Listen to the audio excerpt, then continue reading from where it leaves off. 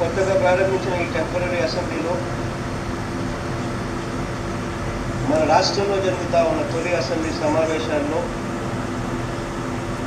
అత్యున్నతమైన పార్లమెంటరీ విలువలకు ప్రజాస్వామ్య విలువలకు గౌరవం దక్కాలని కోరుకుంటూ ఈ నా ప్రసంగాన్ని ప్రారంభిస్తున్నాను.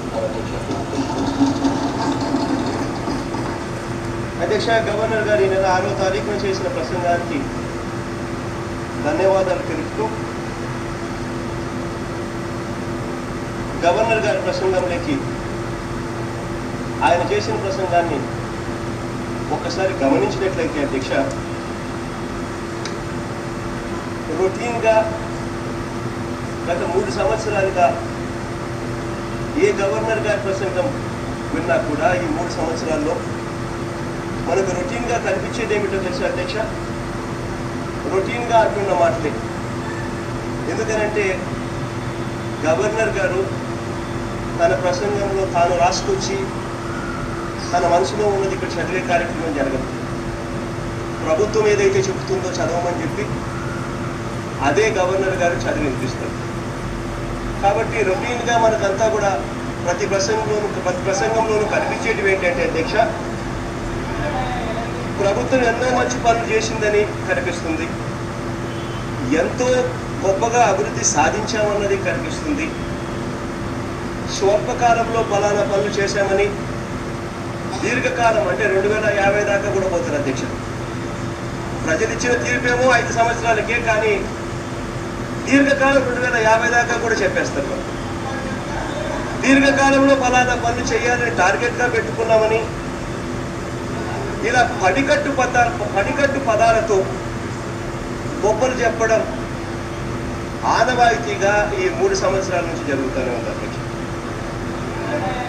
ప్రభుత్వం ఎన్నో మంచి పనులు చేసిందని కనిపిస్తుంది, ఎంతో గొప్పగా అభివృద్ధి సాధించామన్నది కనిపిస్తుంది, స్వల్పకాలంలో ఫలానా పనులు చేశామని, దీర్ఘకాలం అంటే 2050 దాకా కూడా పోతారు అధ్యక్ష. ప్రజలు ఇచ్చిన తీర్పేమో 5 సంవత్సరాలకే, కానీ దీర్ఘకాలం 2050 దాకా కూడా చెప్పేస్తారు. దీర్ఘకాలంలో ఫలానా పనులు చేయాలని టార్గెట్గా పెట్టుకున్నామని ఇలా ఆనవాయితీగా ఈ 3 సంవత్సరాల నుంచి జరుగుతూనే ఉంది అధ్యక్ష. అధ్యక్ష, రాష్ట్ర ప్రజల కష్టాలను నష్టాలను తాము గొంతెత్తి మాట్లాడలేని వారి అభిప్రాయాలను వారందరి తరఫున మాట్లాడడం ప్రధాన ప్రతిపక్ష పార్టీగా ఉన్న ఏకైక ప్రతిపక్షంగా అది మా బాధ్యత. అలాగే అధ్యక్ష, ప్రభుత్వం తన ఘనకార్యాలని ఏదైతే చెప్పుకుంటున్నారో వాటికి సంబంధించి నిజానిజాలను కూడా చర్చించడం కూడా ప్రధాన ప్రతిపక్షంగా అది మా బాధ్యత అధ్యక్ష. అధ్యక్ష, ఇటువంటి పరిస్థితుల్లో నా ఈ ప్రసంగాన్ని కాస్త ఓపికగా మధ్యలో మాటకు ఒకసారి అడ్డుకోకుండా వినే శక్తిని భగవంతుడు అధికార పక్షానికి ప్రసాదించాలని,